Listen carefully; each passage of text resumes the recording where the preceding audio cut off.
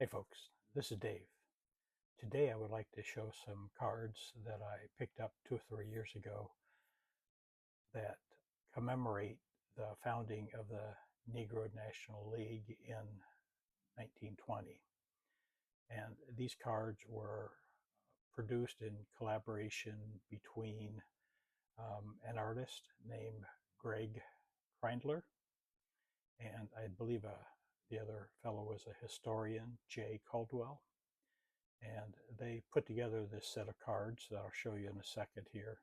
In February 13th of 1920, the owner of the Chicago American Giants, a fellow named Rube Foster, met with representatives of 7 other teams. They met there and founded the Negro National League, which I think you could say was the first organized league of Negro teams. So I want to show you some of these cards, really cool. Let me tell you a little bit about Greg Kreindler first. As you can see here, he has painted a pretty much photorealistic painting of "I'm the Luckiest Man" speech by Lou Gehrig. So this is the set of cards I got, Negro Leagues Legends baseball cards, and came in a box. I think there's like 183 cards, all with paintings by Mr. Kreindler.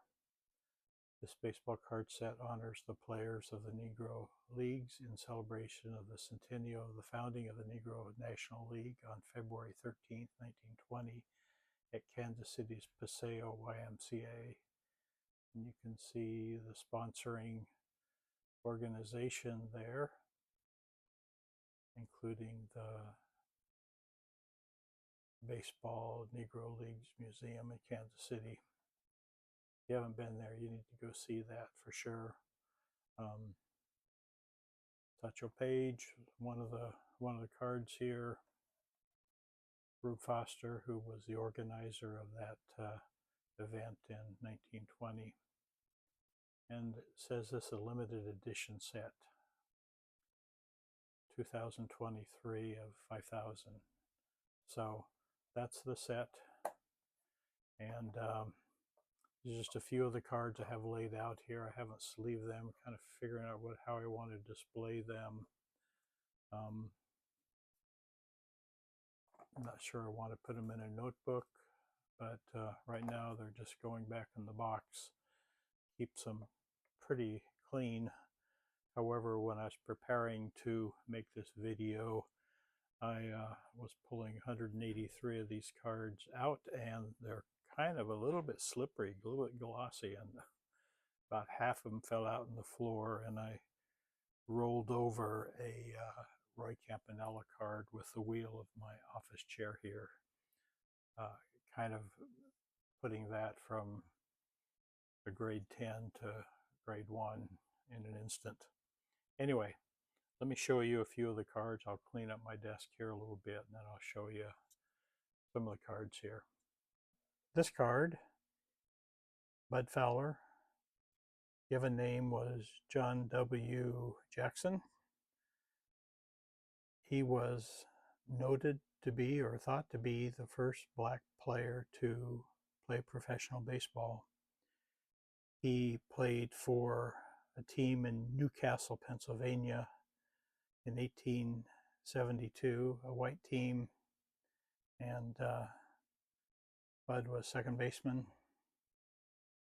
On the back of each of these cards, they have a biography and some statistics.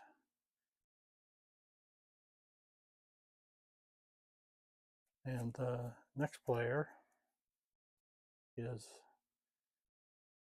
Moses Fleetwood Walker. Fleet Walker. And Fleet was known to be the first black major league player in 1884. So he joined what at the time was considered to be a major league. His brother Weldie Walker was the second black major league player. And Fleet played his final years, 1888 to 1889, for a white team in the American Association in Toledo, Ohio.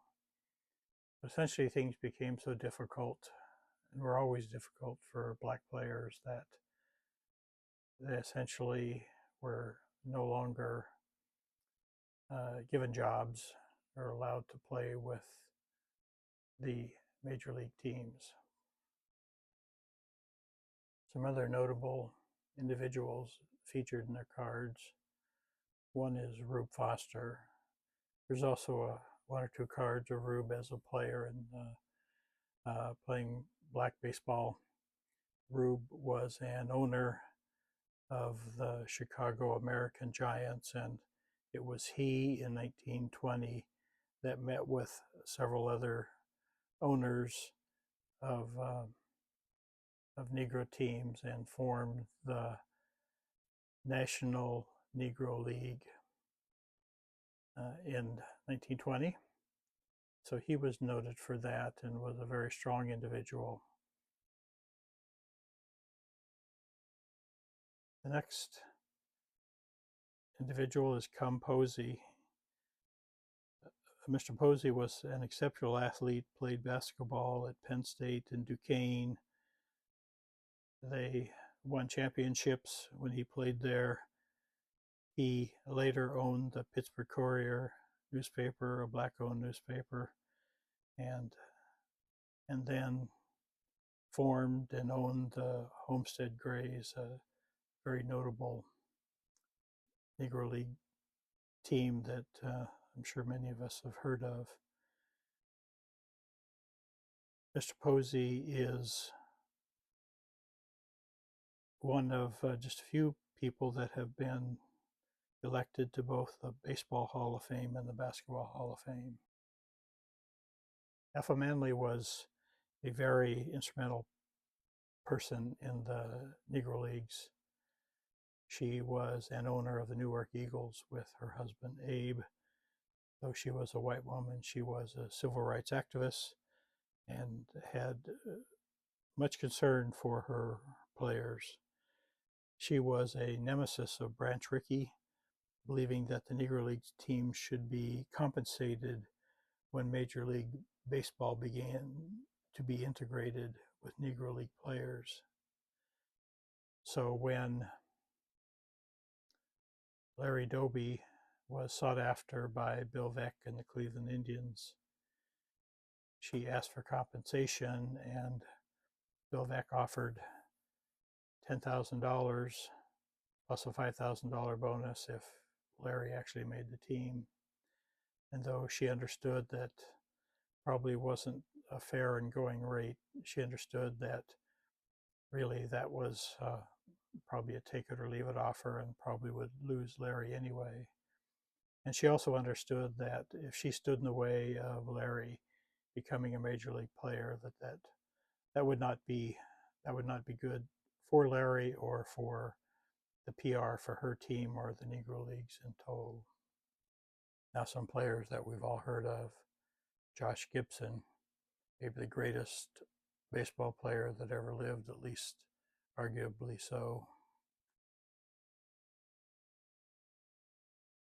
Biz Mackey. Another one that's sometimes argued as being one of the best players to ever have played, Oscar Charleston. One of the nicknames of these guys, Turkey Stearns, was a great player as well as Mule Suttles. Martin DeHigo was a great player, a pitcher, and played other positions. He is in 4 Hall of Fames, including the United States Hall of Fame, Mexican, Cuba, and the Dominican Republic. Great player. You might recognize this name, Louis Tiant, the father of the Louis Tiant that we know from more recent Major League Baseball.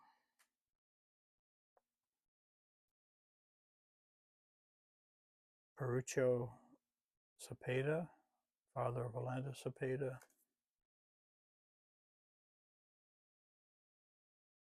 Maybe the fastest player to ever play organized baseball, Cool Papa Bell.